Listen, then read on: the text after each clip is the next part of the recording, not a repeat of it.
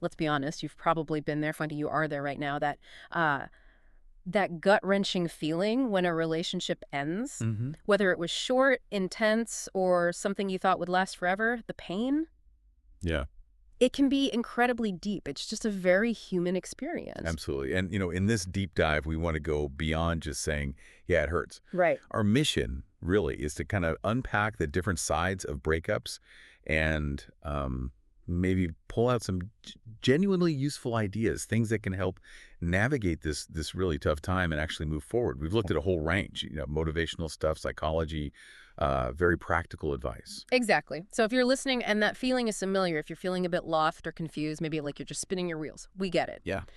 We're going to start right where it often hits hardest, that initial shock. Think back. Didn't it feel like the whole world just tilted? Someone, Joey Kidney, described it in a way that really stuck with me. Like, even your favorite coffee suddenly tastes wrong. Everything feels off. And what's really interesting there is that feeling of losing part of yourself almost. Hmm. When you're deeply connected, your lives get so, tangled up. A breakup can feel like being torn apart, leaving you feeling incomplete, maybe unsure who you even are alone. Okay, let's dig a bit deeper into the pain itself. It's pointed out, and I think this is key, that what you're feeling is actually a form of grief. Right. It's not just missing the person, is it? It's losing the shared past, the future you imagined, even the little inside jokes, the daily stuff. And, well, if you look at the brain science, people like Andrew Huberman talk about this, our brains actually process losing love very similarly to, say, physical pain Hmm. or grief over someone dying. Wow. Yeah, there's a real, rewiring it has to happen. Your brain has to adjust to them not being there in space and time, in your routine, in your future. It's like recovering from an injury. You need rest, care, and you need to avoid, re-injuring yourself. Like constantly checking their social media. Exactly that, which Huberman also points out makes modern breakups maybe harder.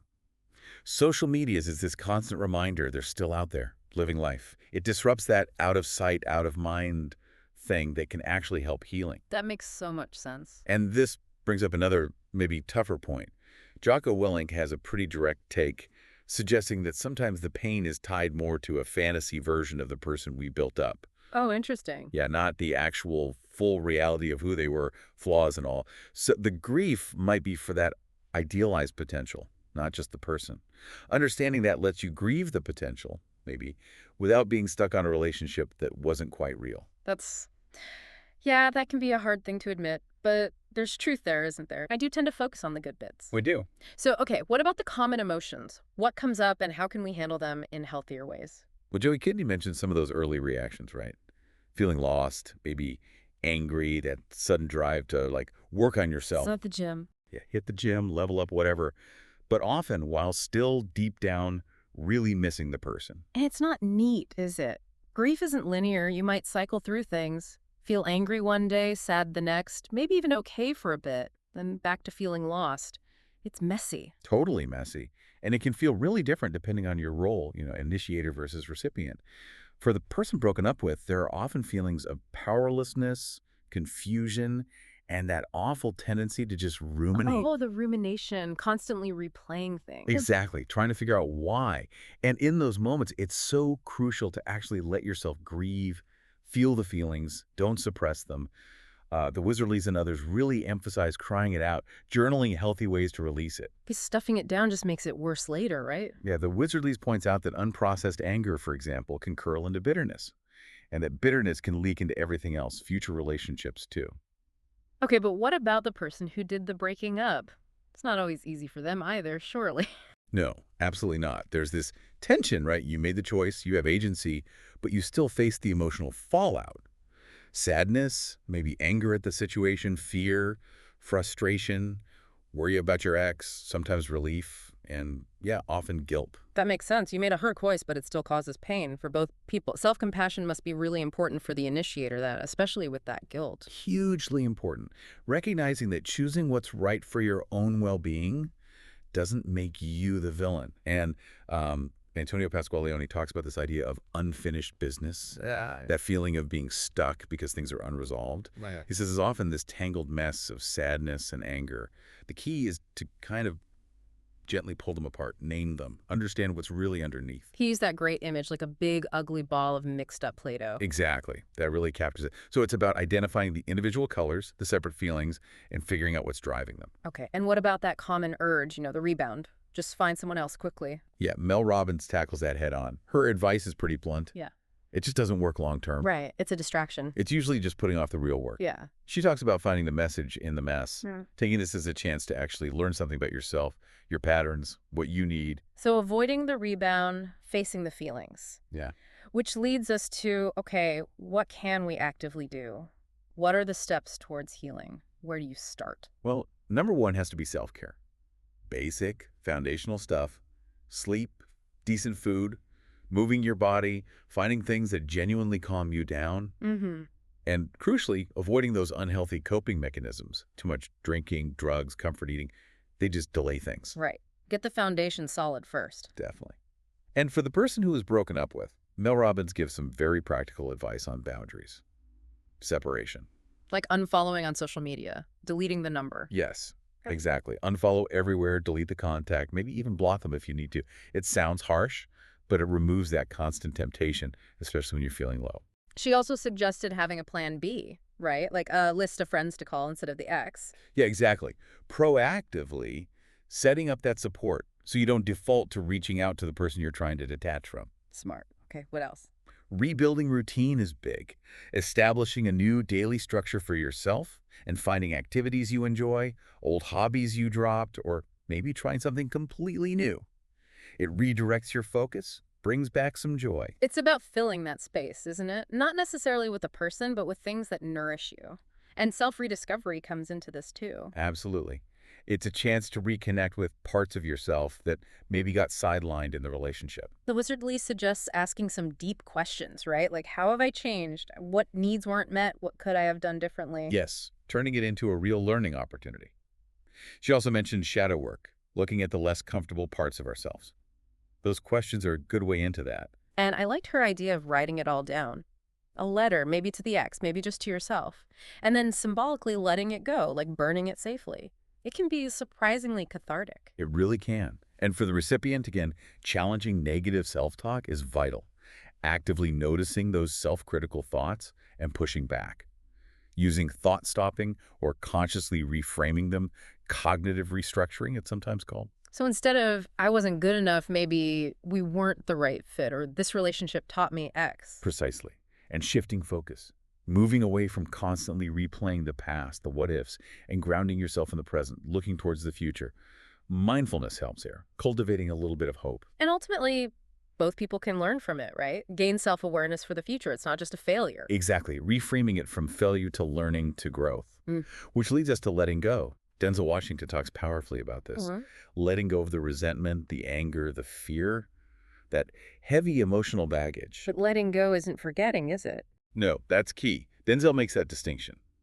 It's not forgetting. It's releasing the grip the past has on your present.